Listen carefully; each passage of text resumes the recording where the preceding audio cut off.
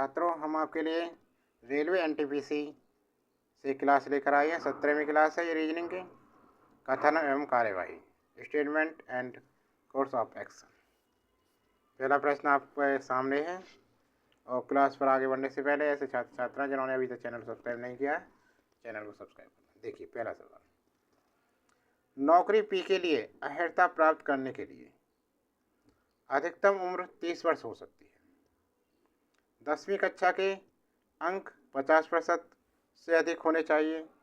नौकरी क्यू के लिए अर्हता प्राप्त करने के लिए न्यूनतम 25 वर्ष की आयु होनी चाहिए। नौकरी पी के लिए कार्य अनुभव कम से कम 3 वर्ष का होना चाहिए। नौकरी क्यू के लिए 10वीं कक्षा में 60% अंक से अधिक होने चाहिए।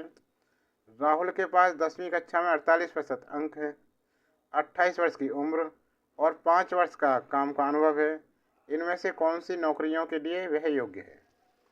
देखिए भाई,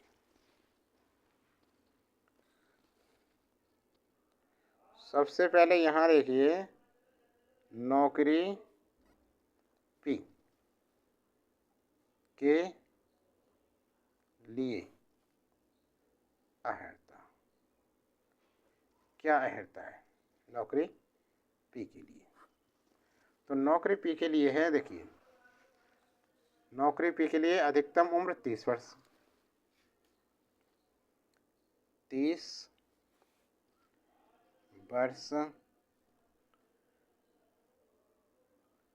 अधिकतम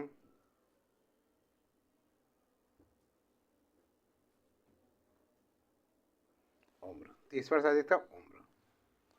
और भाई ये कह रहा है 10वीं कक्षा के अंक 50 वर्ष से अधिक। 10वीं कक्षा में 50% से अधिक अंक। और क्या कह रहा है? 30 वर्ष 50 से अधिक होने चाहिए। नौकरी क्यू के लिए अर्हता प्राप्त करने के लिए न्यूनतम 25 वर्ष की आयु होनी चाहिए। अब है नौकरी क्यू के लिए अर्हता। नौकरी क्यू के लिए क्या है? नौकरी क्यू के लिए अर्हता प्राप्त करने के लिए न्यूनतम 25 वर्ष की आयु, 25 वर्ष न्यूनतम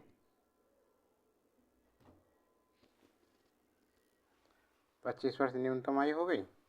और आगे कह रहा है ये, नौकरी क्यू के लिए अर्हता प्राप्त करने के लिए न्यूनतम 25 वर्ष की आयु होनी चाहिए।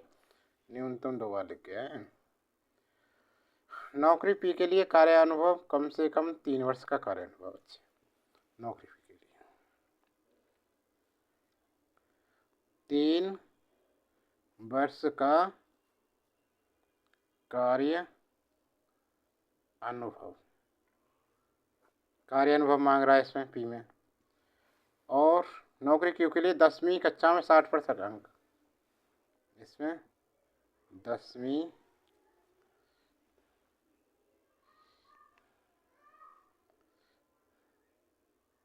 कक्षा में 60% से अधिक अंक मांग रहा 60 से अधिक। अब कह रहा है ये, अच्छा अब कह रहा है राहुल के पास 10वीं कक्षा में 48% अंक हैं। अब राहुल के पास क्या क्या है? राहुल के पास 10वीं में 48% अंक और 5 वर्ष का कार्य अनुभव है। ये चीज़ है राहुल के पास। तो देखो 48% के लिए 50 से अधिक मांग रहा है, तो इस नौकरी के लिए तो पर्याप्त है नहीं। और क्यू के लिए कह रहा है ये 60% से अधिक, तो दोनों ही नौकरी के लिए राहुल पर्याप्त नहीं है इसके लिए। तो न तो नौकरी बी और नो ही नौकरी क्यों। विकल्प डी आंसर सही है। समझ में आ गया ना। अगला प्रश्न, दूसरा प्रश्न क्या है। दिए गए कथन और दो कार्रवाइयाँ को ध्यान से पढ़ें और उनका विश्लेषण करें तथा चयन करें कि कौन सी कार्रवाई कथन का तार्किक रूप से अनुसरण करती है।